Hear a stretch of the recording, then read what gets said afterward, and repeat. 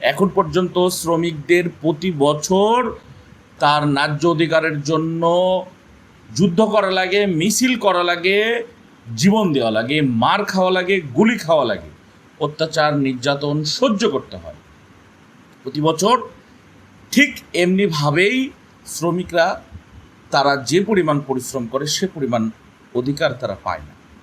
সে পরিমাণ অধিকার তো তারা পায় না, এমন অবস্থা হয় যে যেইটুকু তারা পায়, অর্থাৎ যেই বেতনটি তাদেরকে দেওয়ার জন্য মালিক শ্রেণী রাজি হয়, অনেক সময় তাদেরকে সেই যথাযথ বেতনটিও সঠিক সময়ে দেওয়া হয় না। এর জন্য আবার আন্দোলন করা লাগে, যুদ্ধ করা লাগে, জীবন দেওয়া লাগে। এইটি আসলে আর কতদিন চলবে? কতদিন পার হলে আমরা একটি যথাযথ নিয়মে তাদের হাতে তাদের যথাযথ সম্মানীটুকু যথা সময়ে দিতে পারবো?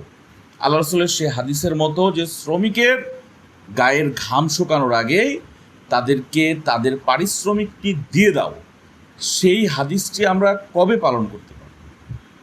আমরা শুধুমাত্র আমাদের মুখে আমরা বলি যে শ্রমিকের হক আদায় করতে হবে। আমরা যারা সাধারণ মানুষ আছি তারা আমরা বলি যে শ্রমিকদের অধিকার রক্ষা করছে না, যেন আমাদের কাছে শ্রমিক মানেই গার্মেন্টস শ্রমিক। বড় বড় জায়গার যে শ্রমিকরা আছে তাদের মর্যাদা আমরা রক্ষা করতে পারছি না, বড়রা শ্রমিক গার্মেন্টস মালিকরা, এই জন্য আমরা তাদেরকে খারাপ বলছি। ঠিক আমাদের কাছে যে শ্রমিকরা, মধ্যবিত্তের কাছে, উচ্চ মধ্যবিত্তের কাছে যে শ্রমিকরা কাজ করে, আমরাও কি তাদেরকে তাদের যথাযথ মর্যাদায় তাদেরকে যথাযথভাবে তাদের পারিশ্রমিকটি দিয়ে থাকি? আমাদের বাসায় যারা কাজ করে, আমাদের যারা বাড়ি নির্মাণের সময় রাজমিস্ত্রির কাজ করে, তাদের যে যথাযথ নিরাপত্তার বিধান ব্যবস্থা করা, সেটিকে যথাযথ করে থাকি আমরা?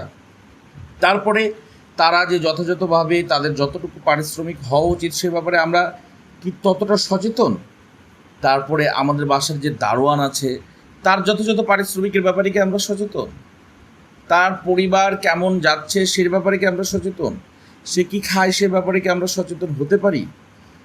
আসলে এই প্রশ্নগুলো আমাদের নিজেদেরকে করতে হবে। আল্লাহ রাসূলের হাদিস বিদায় হজের ভাষণে, তোমরা যা খাবে তোমাদের অধীনস্থ, তোমরা যা পড়বে তোমাদের অধীনস্থদের তাই পড়াবে।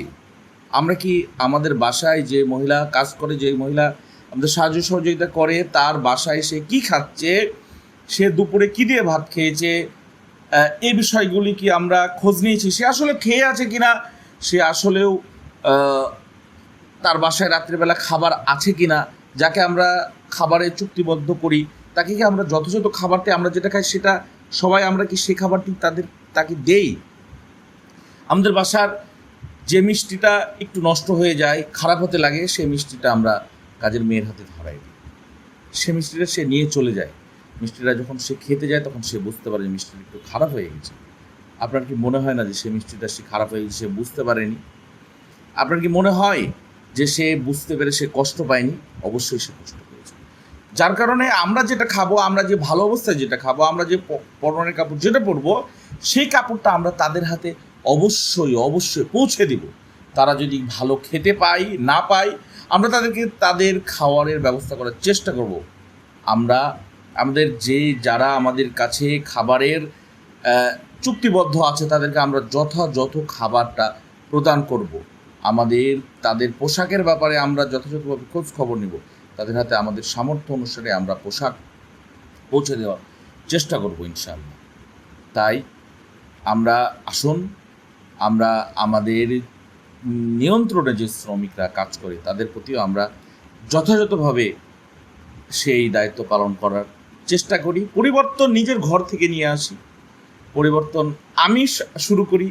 আমার বাড়িতে যে কাজ করে তার থেকে আমি আমার পরিবর্তনটা করার চেষ্টা করি। একজন রিক্সা যিনি চালান তার যথাযথ ভাড়াটি আমি পৌঁছে দিই। আবার রিক্সাওয়ালা ভাই, শ্রমিক যারা আছেন তারাও যদি কোনো সময় কোনো ক্ষেত্রে জুলুম করে থাকেন, যারা সাধারণ মানুষ আছেন তাদের প্রতি, যেমন রিক্সাওয়ালা ভাইরা অনেক পরিশ্রম করে কাঠ ফাটা রোদের মধ্যে তারা রিক্সা চালান, কিন্তু হঠাৎ করে একটু বৃষ্টি হলে জুলুম করার চেষ্টা করে থাকেন। এই জায়গাটা থেকে আমরা বিরত থাকার চেষ্টা করি, অবশ্যই বিরত থাকি। তাহলে না হলে এইটার জন্য আমাদেরকে কিয়ামতের দিন জবাব দিতে হবে। তাহলে আমরা আমাদের যে অবস্থান আছে সে অবস্থান থেকে মালিক শ্রেণীর শ্রমিকদের প্রতি যথাযথভাবে আমরা গুরুত্ব দিই, শ্রমিকরা মালিকদের প্রতি বা যার নিয়ন্ত্রণে আমি কাজ করব তার প্রতিও এহসান করি।